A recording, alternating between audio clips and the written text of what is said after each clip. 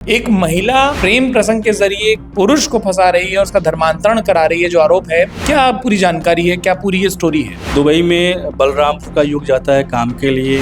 रायबरेली की बछरावा की युवती जाती है काम के सिलसिले में। पुलिस ने युवती और युवती के चाचा पे धर्मांतरण और प्रताड़ना का मुकदमा दर्ज किया है। तो क्या पहले नाम बदला गया, जबरदस्ती बदला गया, और ये जो बंधक बनाकर रखा गया, ये कितने समय तक उसको बंधक बनाकर रखा गया? निकाह से पहले इस मामले में धर्मांतरण कराया गया था। युवती शादीशुदा है, अपने पति के साथ दुबई में रहती थी। युवक को नहीं पता था कि वो शादीशुदा है। नमस्कार, आप देख रहे हैं अमर उजाला उत्तर प्रदेश, और एक बेहद सनसनीखेज खबर लेकर हम आपके बीच में मौजूद हैं इस न्यूज रूम चर्चा में, जहां मेरे साथ इस खबर के बारे में पूरी डिटेल बताएंगे मेरे न्यूज रूम से सहयोगी अभिषेक राज जी।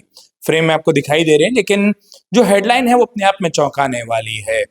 एक महिला जो अपने प्रेम जाल में या अपने प्रेम प्रसंग में एक युवक को, जो आरोप है उसके मुताबिक, फंसाती है, और न सिर्फ फंसाती है, उस युवक का धर्मांतरण कराती है, उस युवक को बंधक बनाकर रखती है, उस युवक के साथ मानसिक और शारीरिक अत्याचार तक होते हैं। क्या कुछ मामला है, अब एक एक करके उसको जानते हैं। उत्तर प्रदेश के किन जिलों का या किन किन जिलों का ये मामला निकलकर सामने आ रहा है? अभिषेक जी, सबसे पहले जैसा मैंने कहा कि अगर उस पहली सुर्खी की बात करें, वो ये है कि प्रेम प्रसंग में धर्मांतरण के मामले हमने कई देखे, लेकिन अमूमन ऐसे में जो फंसाने वाला वो होता है, वो शख्स, वो आदमी होता है, वो पुरुष होता है। एक महिला प्रेम प्रसंग के जरिए एक पुरुष को फंसा रही है और उसका धर्मांतरण करा रही है, जो आरोप है। क्या पूरी जानकारी है, क्या पूरी ये स्टोरी है? जी उत्कर्ष जी, धन्यवाद। इस कहानी की शुरुआत दुबई से होती है। दुबई में बलरामपुर का युवक जाता है काम के लिए। वहीं पे रायबरेली की बछरावा की युवती जाती है काम के सिलसिले में। वहाँ पे वो अपने पति के साथ रहती है। वहीं पे इन दोनों की मुलाकात होती है। जैसा कि मामला सामने आया है पुलिस के अनुसार, वहीं पे दोनों की मुलाकात होती है, वहाँ दोनों साथ रहते हैं। इस दरमियान 3 साल पहले युवती गाँव लौट आती है, बछरावा आ जाती है। युवक भी अपने बलरामपुर चला जाता है। इसी बीच युवक को बछरावा बुलाया जाता है और वहाँ पे उसको रखा जाता है। आरोप है कि वहाँ उससे जबरदस्ती निकाह कराया गया। उसके बाद उसको बंधक बनाया गया और इस बीच उसका खतना भी करा के उसका धर्मांतरण करा दिया गया।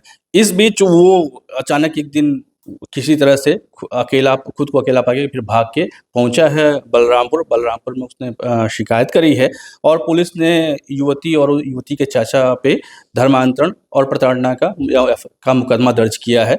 अब गिरफ्तारी की प्रक्रिया आगे चल रही है। जी उत्कर्ष, आपने जो स्टोरी बताई, उसमें एक दो चीजें हम आराम से थोड़ा जो समझना चाहेंगे, वो ये कि जैसा आपने भी कहा कि धर्मांतरण कराया गया, यानी कि वो युवक पहले किसी और धर्म का पालन करता था।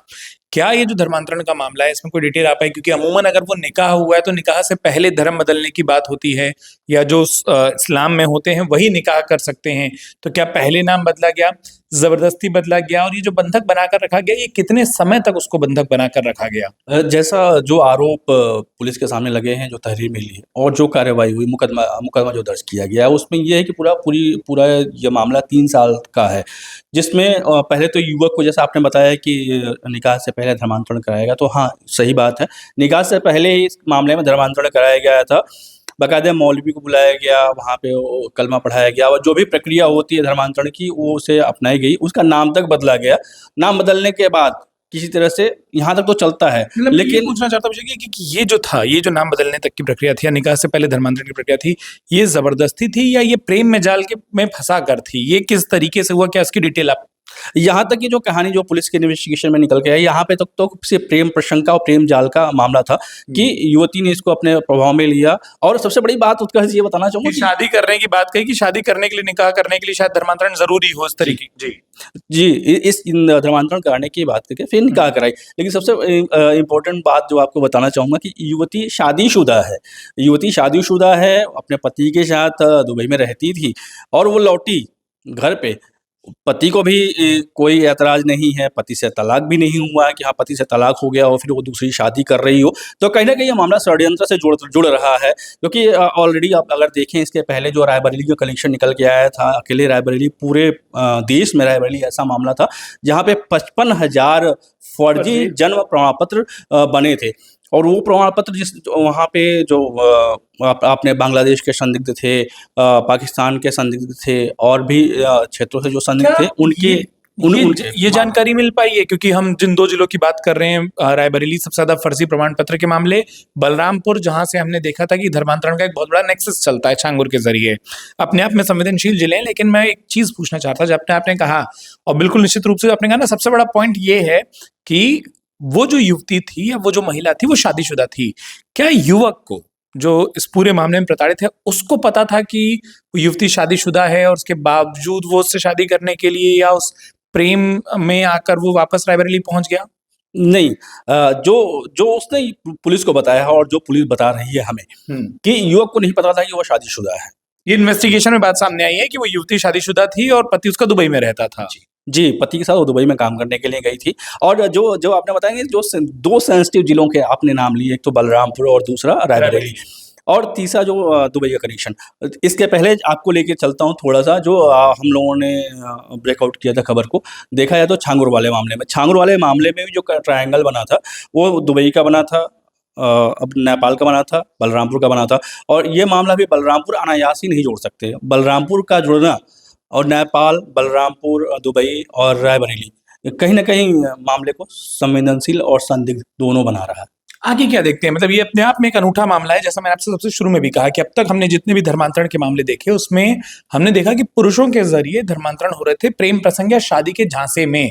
जहां तक बलरामपुर में हमने छांगुर की सहयोगी को देखा था तो वहां भूमिका लोगों को बुलाने तक की होती थी, लेकिन ये शादी करके कन्वर्जन जो हमने अब तक अमूमन मामले देखे उसमें अधिकतर जो आरोपी होते हैं वो पुरुष होते हैं। क्या ये अलग तरीके का नेक्सस है? क्या ये अलग तरीके का आरोप है? या आप, क्योंकि आप इस तरीके की घटनाओं पर कई बार जमीन से भी रिपोर्ट कर चुके हैं, आप ये जानते हैं कि मोडस ऑपरेंडी जिसमें महिलाएं भी शामिल होती रही हैं। जी, बिल्कुल आपने सही कहा उत्कर्ष जी, कि जो नीतू उर्फ नसरीन जो पूरे मामले में जैसा जो एटीएस और एनआईए के इन्वेस्टिगेशन में जो सामने आया है और जो उन्होंने बयान जो दिया है कि छांगुर के लिए जो पूरी फील्डिंग करती थी नीतू उर्फ नसरीन, है सिंधी, मुंबई की रहने वाली है, मुंबई की रहने वाली, वो भी दुबई की है। दुबई में जाके वो छांगुर के संपर्क में आई और वहीं पे उसने पति, बच्ची और खुद के साथ धर्मांतरण किया। तो इस मामले में भी पहला काम जो करती थी वो नसरीन ही करती थी। नसरीन ही पूरी फील्डिंग सजाती थी। जो हिंदू लड़कियां हैं या महिलाएं हैं उनको बताती थी कि तुम्हारा धर्म ये है, तुम्हारे देवता ये हैं, तुम यहाँ पे आ जाओ, तुमको सुकून मिलेगा, तुमको आर्थिक रूप से समृद्धि मिलेगी। मैं देखो, उसने खुद एग्जाम्पल देती कि देखो मैंने अपने धर्म को बदला है, तो मैं इस समय खुश हूँ, मेरे पास अच्छी हवेली है, अच्छी गाड़ियाँ हैं, पैसे हैं। प्रेम जाल का यह अपने आप में पहला अनूठा मामला है या आपको लगता है वो होता रहा है? क्योंकि संपत्तियों को दिखाना, घर के वैभव को दिखाना वो एक अलग बात हुई, लेकिन किसी को एक जो हम कहते हैं, जो अमूमन हम देखते हैं कि एक प्रेम जाल में फंसाना, जो इस मामले में हमको दिखाई दे रहा है, क्या इस तरीके से युवतियां धर्मांतरण के मामले में इन्वॉल्व होती है? आपको इससे पहले कोई केस याद आता है? नहीं, उत्कर्ष जी बिल्कुल सही आपने कहा। अभी तक अवध में ऐसा मामला नहीं आया था। जो बार-बार कई फोरम पे खुद सीएम ने भी कहा कि लव जिहाद, और बाकी लोगों ने भी कहा था कि लव जिहाद का मामला। तो उसमें था कि युवक दूसरे अधिकतर आरोपी युवक होते थे और युवतियां दूसरे कास्ट की होती, लेकिन यहाँ पे जो आरोप लगा है वो युवतियों पे आरोप लगा है और मामला वही लव जिहाद का है। तो आगे इसमें क्या दिखाई दे रहा है? क्या कुछ इस मामले की अपडेट है? जो हमने, क्या मामला है वो आपने बता दिया, आगे किस तरीके की कार्रवाई चल रही है उस बारे में अगर बताएं। जी, पहले जो मामले को लेके जाऊँगा कि जैसे खतना कराने की बात जा रही है, तो पहले अनायास ही लोगों को लगा कि हाँ, ये गलत बोल रहा है, लेकिन जो पुलिस ने जाँच कराई और उसका मेडिकल जो कराया है, तो वाक़ई उसका खतना हुआ और खतना इस उम्र में आया। ये प्यार की निशानी नहीं, आपने धर्म परिवर्तन करा लिया तो ठीक है।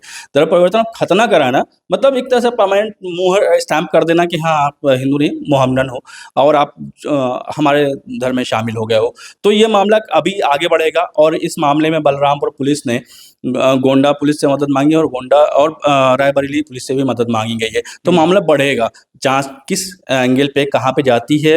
अभी आरोपी महिला की गिरफ्तारी, उसके चाचा की गिरफ्तारी और मौलवी की, तीनों गिरफ्तारी होनी है। उसके बाद पूरा मामला किस रूप में जाएगा वो बात है और उस पर भी हम लोगों की नज़र है और हो सकता है कुछ अहम जानकारी भी अपने हाथ लगे। बिल्कुल, और कोशिश यही होगी कि अहम जानकारी हमारे हाथ लगे। और उससे बड़ी बात जो अभिषेक जी ने भी कह दी कि इस पूरे मामले के जो भी अपडेट होंगे और जमीन से क्या रिपोर्ट हो रही है, इन्वेस्टिगेशन में क्या कुछ सामने आ रहा है, उस आरोपी युवती, उस मौलवी या उनके परिवार से जुड़े लोग, उसके दुबई के परिवार के बारे में या इस पीड़ित के बारे में जो भी अपडेट्स होंगे वो तमाम वीडियोस अमर उजाला उत्तर प्रदेश पर हम सबसे पहले आपके लिए लेकर आएंगे। लेकिन इस वक्त उत्तर प्रदेश में एक अनूठी और सनसनीखेज खबर सामने आई है।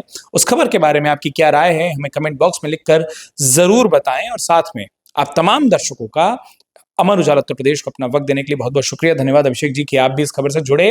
अपडेट्स लेकर हम हाजिर होंगे। अपनी राय हमें जरूर बताइए। बहुत बहुत धन्यवाद। अगर आप ये वीडियो YouTube पर देख रहे हैं तो हमारे चैनल को सब्सक्राइब करें और बेल आइकन को दबाना ना भूलें। अगर आप Facebook पर ये वीडियो देख रहे हैं तो हमारे पेज को लाइक करें।